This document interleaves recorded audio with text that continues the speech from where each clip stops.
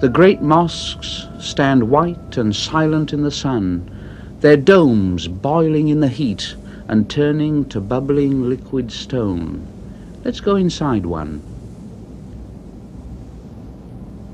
This is the entrance to the Blue Mosque, one of the most beautiful in the city.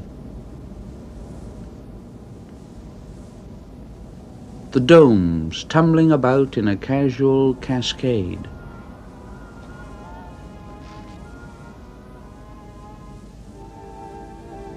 The courtyard, serene and quiet. The minarets, dignified and proud. But before you can go in, you must put on a pair of overshoes, or take your own off, but that could be embarrassing. Overshoes are easier, but they're certainly over. Mine are about 7 sizes over. And this is the bowl of the Blue Dome, poised pretty and delicate on these mighty pillars.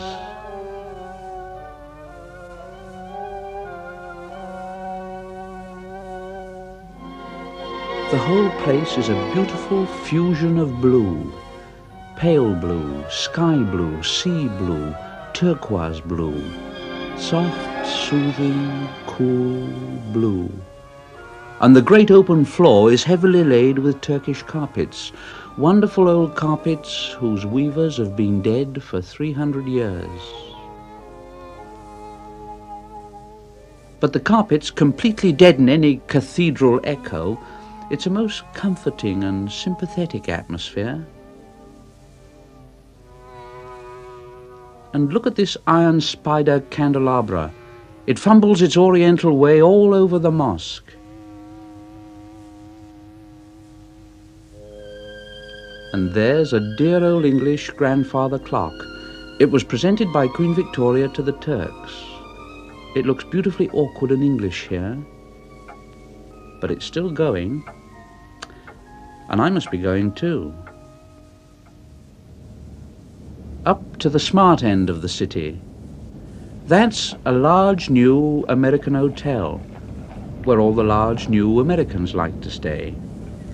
They've dug themselves a mighty fine pool, and here, for a consideration, and in splendid isolation, you can have a holiday just like the ones you have way back home.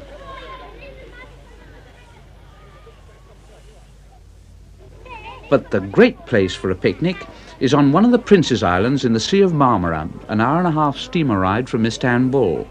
This is where the Istanbulers like to come to relax. This is where the trees are just right for hammocks, and hammocks are just right. When Turks go on a picnic, they really go on a picnic. The stuff they don't want, they sling away, and the stuff they want, they hang in the trees. There's Kemal, Abdul and the boys having their photographs taken. That's it. Thank you. Thank you. Never mind. But everyone enjoys themselves the way they like best. Half the picnickers squander their time away tearing about after a ball.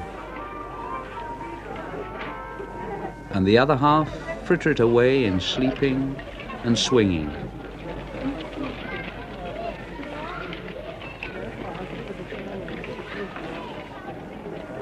Uh-oh, here's Robin Hood and friend.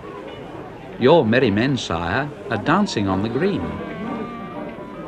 That's the sort of picnic place it is. Somebody starts dancing, and one by one, the others join in. Soon, everybody's at it. Everybody? No, dear, you're not old enough. But they'd like it up here in the trees. Well, the beaches are very small, and there's hardly any sand on the island.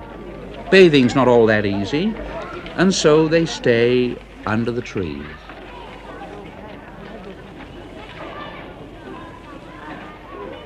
Still, I mustn't stay much longer. I must get a coach and 2 back to the steamer. It's the only way to get about, unless you walk. But not many seem to walk. Oh yes, here's a few. Woo! I still haven't bought any presents yet. I must try the bazaar before I go. And here we are. Now let's see. What's he buying? Handkerchiefs. That's a bit ordinary, isn't it? No, let's move on. This bazaar is an extraordinary place. There are something like 4,000 shops huddled together under these old roofs. That's the trouble. There's too much to choose from. Look at it. I must try not to buy anything daft, like a brass coffee tray. Now don't be silly. You know you don't want it. Leave it. I know, but that's the trouble. You just get bemused in the bazaar. But the whole of Istanbul is like an enormous bazaar. A vigorous, hugger-mugger coral reef. And where in the wide world is there anywhere more grubby, more bewildering, and more beautiful?